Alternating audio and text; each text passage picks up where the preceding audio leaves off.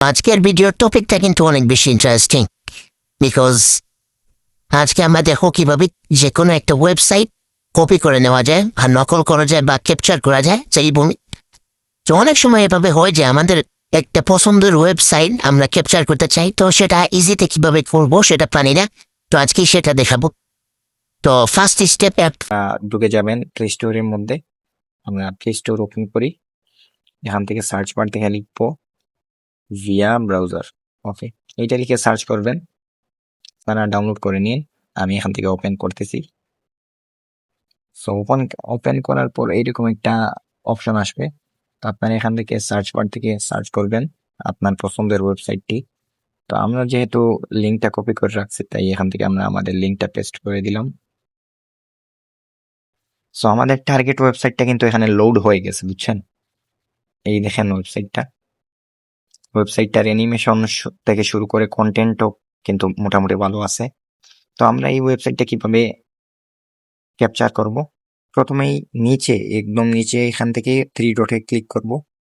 তারপর এইরকম অনেকগুলো অপশন আসবে, আমরা এই দিকে একটু স্লাইড করব, ডান দিকে ধরে বাম দিকে এরকম স্লাইড করব। স্লাইড করার পরে একদম কোণা ভিউ সোর্স নামে একটা অপশন পাবো, ওইটায় ক্লিক করব। বুম, এই দেখেন সমস্ত কোড কিন্তু এসে গেছে। এই ওয়েবসাইট বানাতে যে কোডগুলো ইউজ হয়েছে সব এসে গেছে এখানে। সো আমরা কি করব, এখানে এইরকম ধরে ট্যাপ করে তারপর যে কোনো জায়গায়, তারপর সিলেক্ট অল, তারপর কপি। ওয়েবসাইটটা আমরা কপি করে নিলাম। সো এখান থেকে আমরা এখন এই কোডটা আমাদের যে কাজ করবে কিনা এটা টেস্ট করার জন্য আমরা একটা ওয়েবসাইটে চলে যাব, কোড পেন। তো কোড পেন কিন্তু এরকম থাকবে, তো এখানে লেখা আছে HTML পেন, এখানে ক্লিক করবেন। তারপর এই যে কালো বক্স আছে, এখানে কিন্তু এই আমাদের কোডটা যেটা আপনারা কপি করছেন ওইটা কিন্তু এই কোডগুলো কেটে দিয়ে কিন্তু এখানে বসাই দিয়েন। ওকে, কেটে দিলাম। কেটে দেওয়ার পর কিন্তু এখানে আপনারা দেখতে পাচ্ছেন আমাদের ওয়েবসাইটটা কিন্তু প্রিভিউ দেখাচ্ছে এখান থেকে। সো আমরা কিন্তু এই ওয়েবসাইটটা কিন্তু সম্পূর্ণরূপে ক্যাপচার করে নিলাম।